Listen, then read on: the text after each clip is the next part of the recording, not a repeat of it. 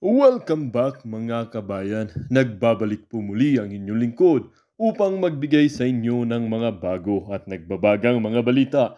Unemployment rate sa ating bansa ay parami ng parami nga dahil umano sa mga less opportunities na ibinibigay ng ating mga gobyerno sa ating mamamayan. Tila ba ang mga tao ngayon sa ating bansa na walang trabaho ay mas lalong dumarami dahil kahit anong gawin nilang pagtatrabaho ay hindi rin naman sumasapat sa panahon ngayon dahil nga umano ay pamahal ang bilihin na hindi kayang buhayin ng isang pamilyang Pilipino. Sa 2 taong namuno ang Administrasyong Kuting ng Norte ay wala man lang nakitang improvement at tila ba natutulad lang ang kanyang administrasyon sa mga pamumuno ng mga dilawan noon. 4 na taon pang magdurusang bansang Pilipinas at mga mamamayang Pilipino sa pamumuno nitong Kuting ng Norte na ito. Sinadong kumakontra sa pagkontem ni Hontiveros kay Kibuloy ay mas lalong dumarami. Usap-usapin din umano na binayaran daw sila ng self-proclaimed son of God at peking pastor na ito upang ipagtanggol siya sa mga paratang nitong virus ng Senado na ito. Well, para nga sa buong impormasyon, panoorin ang buong video. At kung bago ka pa lamang sa aking channel, huwag kakalimutang mag-subscribe, pindutin ang notification bell at piliin ang all upang laging maging updated sa mga bago at nagbabagang mga balita. At sa mga solid viewers natin dyan, maraming salamat po sa patuloy na pagtangkilik sa ating channel. Tuloy-tuloy lang po ang laban patungo sa kinabukasan ng ating bayan. Bakit mas malala po yung nakita nyong palusot? Kasi ibig sabihin, kung planted po yan, kaya palang ang isang tao, isang maitim ang budhi, kaya palang kontrolin ang buong Pilipinas sa pamamagitan ng pagtatanim ng kahit na ano. At kakatwiranan na lang po ng mga babatas daw yung nagsabi niyan na planted Kasi parang imposible naman. Ayun na nga po, ano solusyon natin kung parang imposible? Kasi kung sasabihin nyo na wala kami magagawa dyan kasi planted dyan Ganun? Hindi. Ang dali palang siraan ng ating pamahalaan. Magplant dyan ng hindi nyo pala kayang lutasin. Hindi ko po makuha kung ano po yung gusto nyong palabasin na mabuti ba sa ekonomi, mabuti ba sa tingin niyo yun, yung kinakatwiranan niyo na planted. Sa akin mas masama yung dating nun Okay pa na bayaan niyo po, huhulihin namin yung mga yan. Parang dito sa gobyerno na to, parang wala nang umaako na responsibilidad Wala bang namamahala sa NAIA? No? Wala bang naniniwala? Wala bang namumuno sa NAIA? Wala bang may care of sa kalinisan diyan? Hindi ba kung ikaw ang leader, tigbakin mo na yung alam niyo po kasi yung paulit-ulit, wala naman nangyari sa atin. Kahit palpak yung ginagawa natin, nakailang brownout na tayo. Wala namang natitigbak sa atin. May daga ngayon, iba tong daga. Wala yan, walang mangyari sa atin yan. Tuloy lang tayo. Di ba? Kung ang mentalidad ng mga tao ganun na, may nahuling kumakain, wala yan, kaya makain ng pera. Hindi tayo maano yan. Siguro at best yung kumain ng pera. Katulad po nito, wala na pong mananagot dyan. Wala bang tagalinis dyan?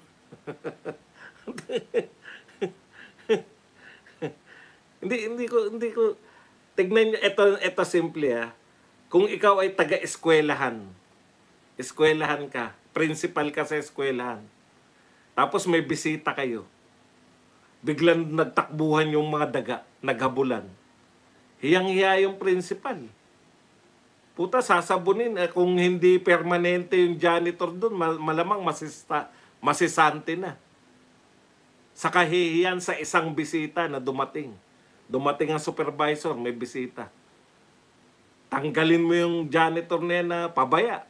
Total, hindi ka naman permanent. Hindi ka pala marunong maglinis.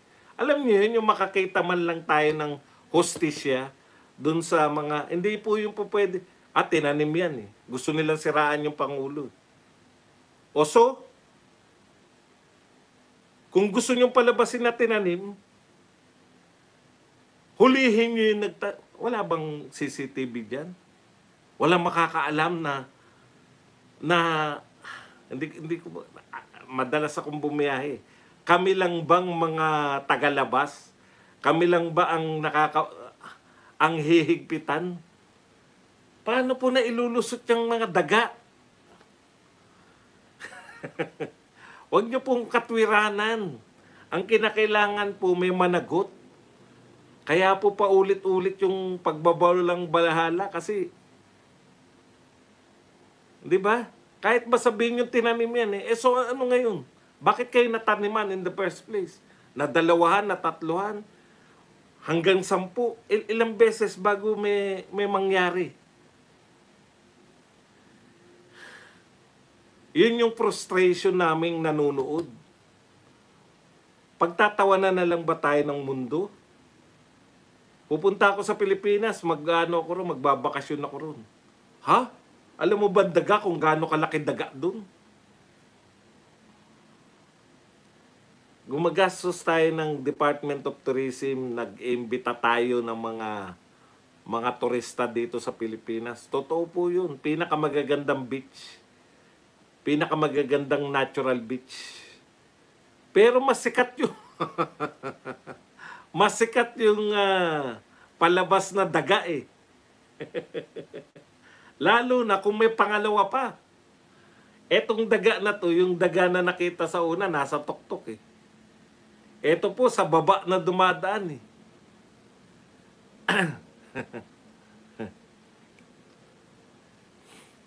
Okay. Punta na po tayo rito sa mga usapin. Ito muna.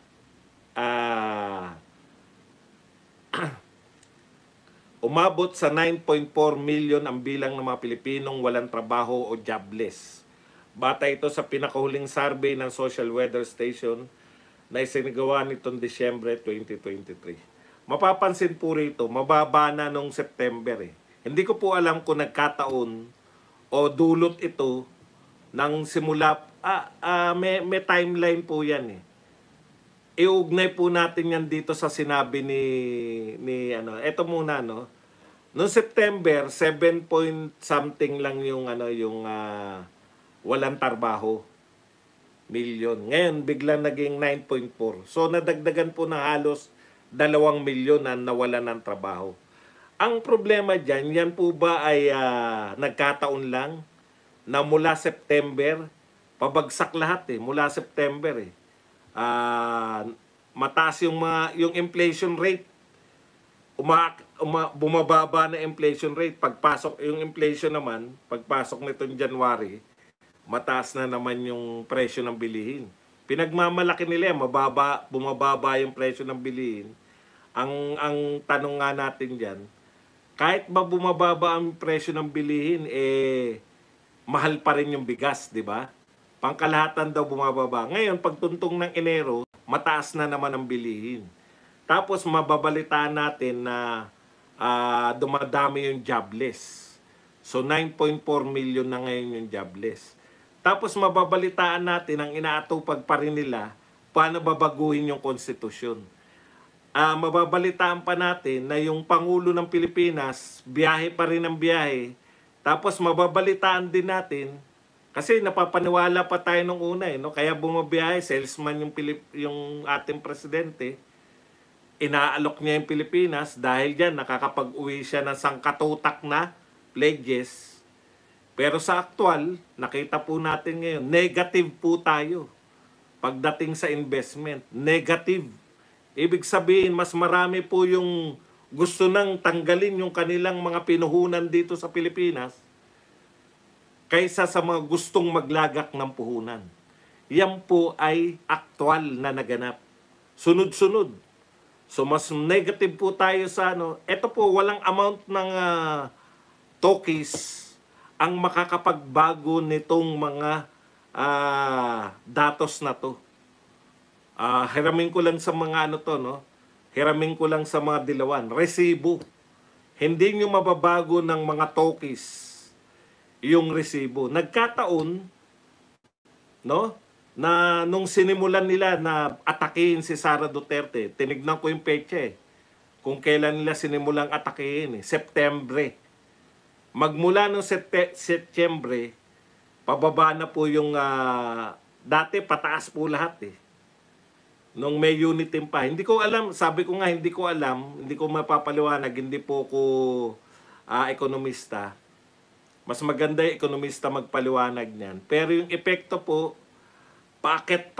umaakyat pa tayo nung panahon na may unit team pa, buo pa si Sara Duterte. Nung sinimulan po nilang atakihin, doon na po nagkaroon ng pagkaloko-loko yung ating ekonomiya, no? Tumaas na po, unti-unti na pong dumadami na uli yung jobless.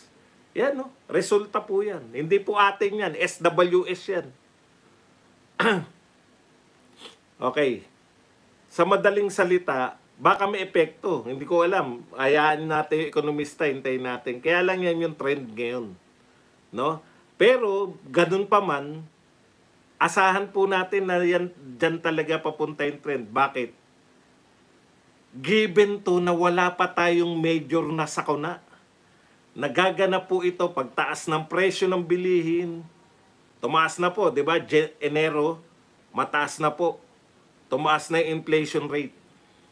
Hindi nyo po pwedeng i-deny yan. Galing sa mga Philippine News Agency yan. Sa gobyerno po galing yan.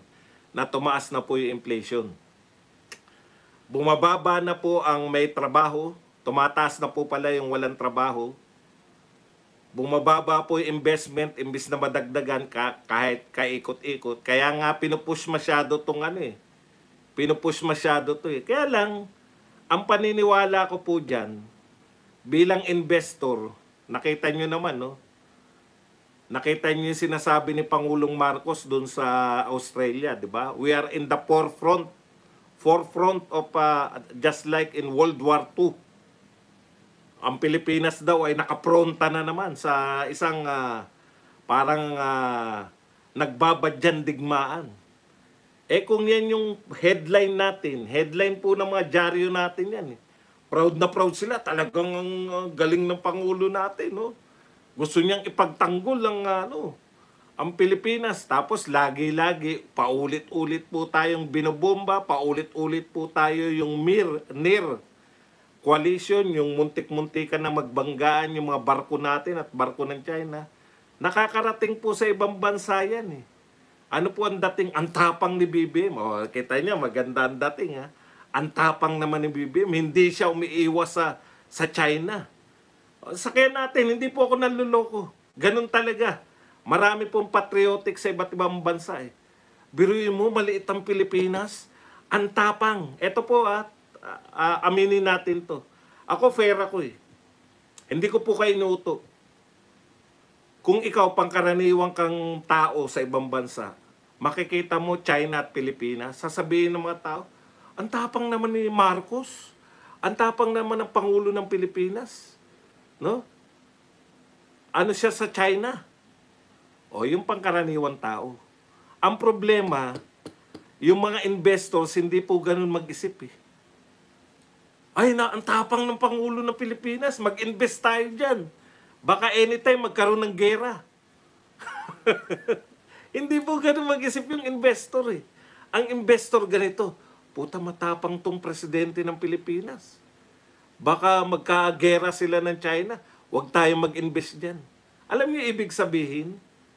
Natatapangan sila kay Pangulong Marcos katulad ng marami sa atin dahil marami sa atin anti-China Pero kung ikaw investor, iba yung pag-iisip mo. Matapang to. Yari ang investment natin dyan pag nagkaaway sila ng China. Hindi katulad ni Duterte nung panahon na yun.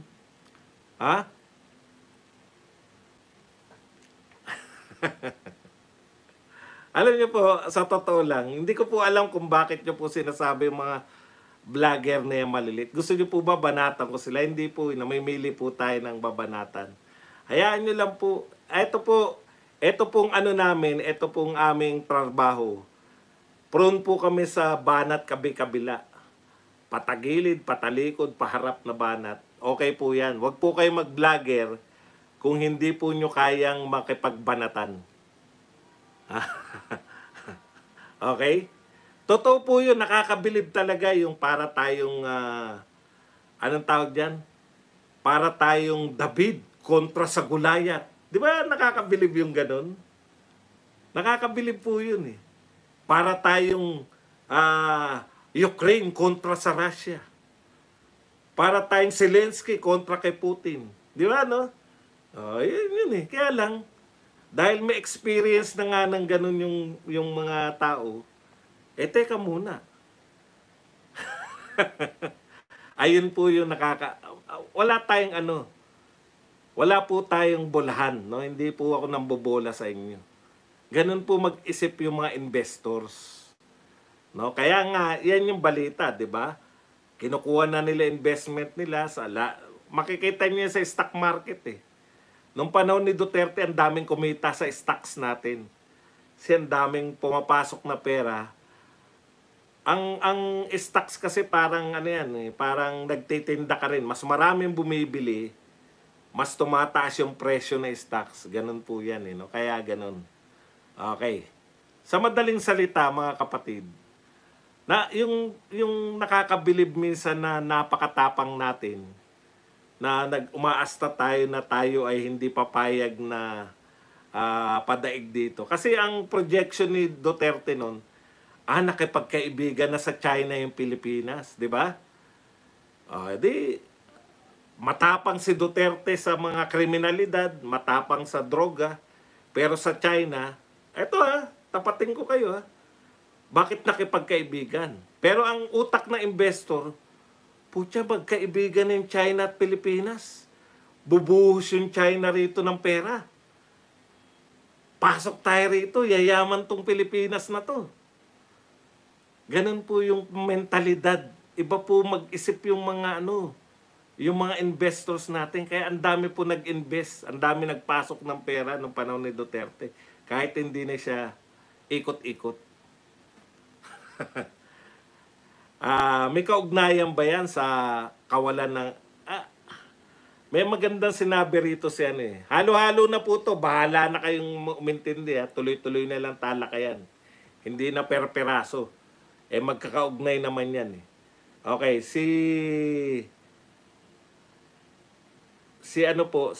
natalakay na ba natin yung hindi pa, no? Mamaya na yan. Unahin muna natin to. May sinabi po anong pangalan ni Attorney Yesesio. Yan. Tungkol po dito sa nagaganap. Maraming matatauhan dito eh. Sa sinabi na to ni Yesesio. Ito po. Define political stupidity. Yan. Define political stupidity. Ayon kay Yesesio, ito raw yung political stupidity. Political making millions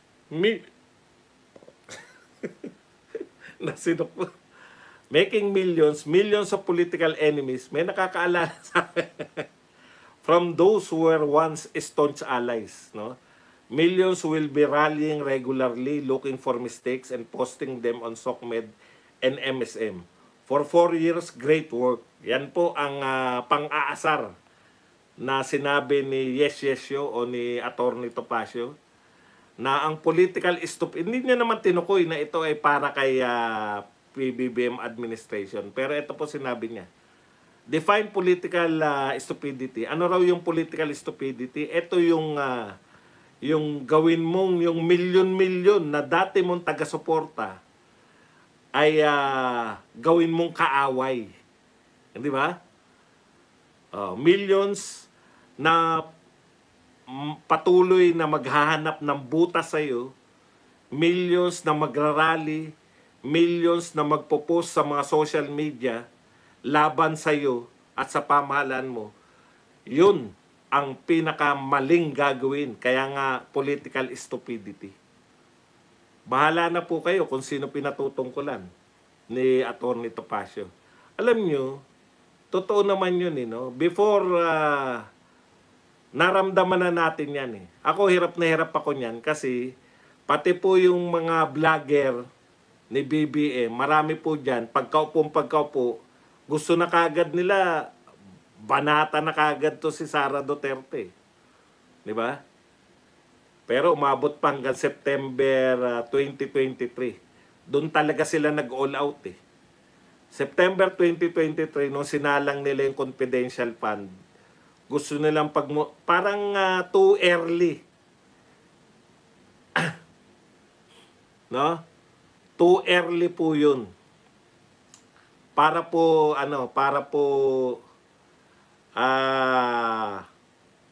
bumanat kay Sara Duterte. Kasi wala silang problema ni BBM eh. Pero sa madaling salita, nangyari na yan. Nagkahiwalay na talaga yung unit team. Alam nyo na yan, hindi na natin kinakaila ispilingin yan. No? Pero yan po, buhat po nun, milyon na supporter ng mga Duterte, very vocal na ngayon. Yung mga dating sumusuporta kay PBBM na Duterte supporters, nagpahayag na ng di ba? Nagpahayag na kami ng ayaw na namin. Ayaw na namin sa sumuporta. Dito na kami susuporta kay Sara Duterte. No? Yun yung sinasabi ni Yesesio eh. Sa pananaw ko, yun yung sinasabi niya na, bakit mo titirahin yung kakampi mo? In the first place, sila po ay nanawagan, ang kanila po nung eleksyon, di ba unit team? Ang unit team, ang sinasabi nga ni Pangulong Marcos, after ng eleksyon, kay-unit team niya na buong Pilipinas, no? Isang na lang. Kasi kahit nga dilawan, pwede. Sakto naman. Mas tinanggap nyo pa yung mga dilawan, mas tinanggap nyo pa yung kaysa sa kay-unit team nyo na si Sara Duterte. Talagang ganun eh. May sumugal sa inyo, Kamag-anak Incorporated, wag na nating sabihin si Martin. Natablahin kagad to si Sara Duterte. Siguro anong tawag doon? Siguro nag-ambisyon, ito lang yung chance niya. Di ba? Ito lang yung chance niya habang presidente yung kanyang pinsan. Chance niya. Pero nung nakita niya na hindi ubra na maging presidente siya dahil sa lahat ng survey, hindi siya umabot ng 1% man lang. Bigla na baling sa Chacha. Ayan na, narito na tayo sa status na ang dami ng problema, pinagtuunan ng Chacha, binuhusan ng pondo, kung ano-anong tawag, mga introduce ng pera-pera, nakikita ng mamamayan na yung ayuda, inuutang natin yung ayuda na yan, naghahanap na yung mga tao, maghanap po kayo ng ayuda dahil malaki po yan. 500 billion po. Si Duterte nung nag-ayuda siya, ang pondo po, 2 ayuda na tanggap nyo, ang pondo doon 300 billion. Pinagsama po yun. So magkahiwalay na taon yun, pinagsama po 300 billion, 305 billion lang po yun. No? At hindi lang po ayuda yun, kasama pa yung mga bakuna. So, kung susumahin, dapat mas malaki to dahil 500 billion to. Okay? Hindi po tayo total nariyan na yan. Pinagmamalaki nilang may ayuda eh. Di, magtanong na po kayo ngayon. Kanino po kayo kukuha ng ayuda? Kasi ayon sa inyo, sa kanila po galing yan, 500 billion ng ayuda. Ayon sa inyo, may 500 bilyong ayuda. Noong 305 billion ang ayuda, nakatanggap kami 2 beses. Ngayon po, magkano po ang matatanggap namin? wala tayong problema sa ayuda. Never nating kinokontra ang ayuda. Ang kukontrahin natin, pag yung ayudang may budget, inutang natin yung budget na yan. Inutang na babayaran ng susunod na mga henerasyon. No? Inutang ng susunod. Hanggang ngayon, 51 billion pa rin. Mamaya, ipapaliwanag ko sa iyan. Diyan ka lang, huwag ka aalis ha.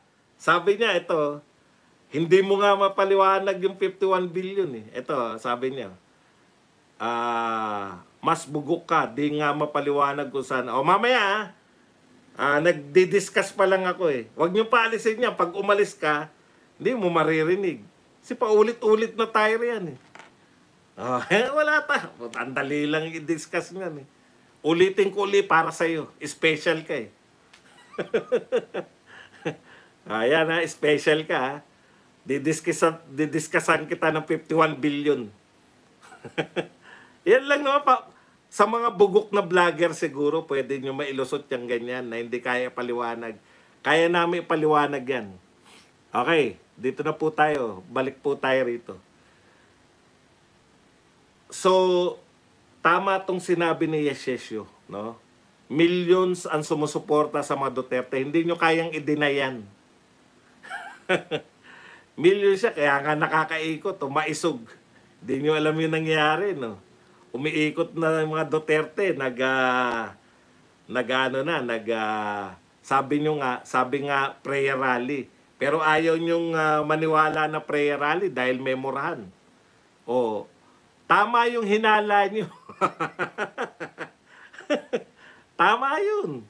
Kung ano iniisip nyo na nagaganap sa rally, tama yun. Kasi naka-live naman lahat. Hindi naman nililihim yan eh. Naka-live, manonood kayo, maririnig nyo naman kung anong pinag-uusapan eh, di ba? O, tama po yan. Sa makatuwid, mas delikado kayo kasi nakakaikot yung mga Duterte at merong nakikinig sa kanila. Malalaki, libo-libo-libo. Okay, punta na po tayo rito. Di ba sayang? Hindi ba? Kung hindi nyo sana tinabla si Sara Duterte, hindi papalag yung tatay, as is lang tayo lahat. Eh hindi, gusto nyo ngayon na tablahin eh. Mali kayo ng tansya sa mga Duterte. Akala nyo sa mga Duterte, spent force na. Akala nyo sa Duterte, sabi nyo nga, laos na. Wala ng puwersa. Ang nangyayari ngayon, pinapakita ngayon na yung mga Duterte may suporta ng mamamayang Pilipino. Wag na kami. Madali lang po. Gawin nyo, kayo mismo. Mag-conduct lang kayo ng survey, kalye survey sa inyong lugar. Madali naman mag-conduct ng kalye survey. Okay. Ito po, hinggil naman dyan sa kay Pastor Kibuloy, yung contempt. Meron na po ngayon 5 nakapirma na senador, no? 3 na lang po ang kinakailangan nila. So, bukod kay Robin Padilla na tumutol, no? Sabi ni Robin Padilla, tinututulan niya. So, kung nangangailangan siya ng 8, 5 na po nakapirma, Robin, pumirma na po si Cynthia Villar. Si Cynthia Villar, simple lang po yan, pero napaka-influential niyan sa mga senador. Bakit? Eh, maraming pera. Maraming pera sa Cynthia Villar. Okay, Cynthia Villar, Robin, si Amy, si JB Ejercito, at si Bongo. 5. So, 3 na lang kailangan nila. Wala na yan. Eh, Badong, hindi ba ano yun? Hindi ba parang nawawalan ng hindi ba mawawalan ng silbi na yung contempt power tuwing kukontrahin? Hindi po, no?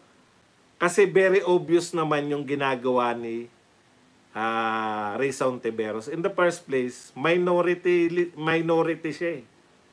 Bakit siya yung magpapasya? Napepestehin mo yung mga, di ba? Kasi umover naman siya eh. Umover na siya sa, nainggit siguro sa House of Representatives. Di ba? Mayroong contempt power. Napakulong si Eric tsaka si Dr. Badoy. Baka gusto nyo rin magpakulong. Naghanap sila ng attention. Yan po yung problema. Nagtataka nga ako, bakit naging leader siya ng isang committee? Eh samantalang minority siya.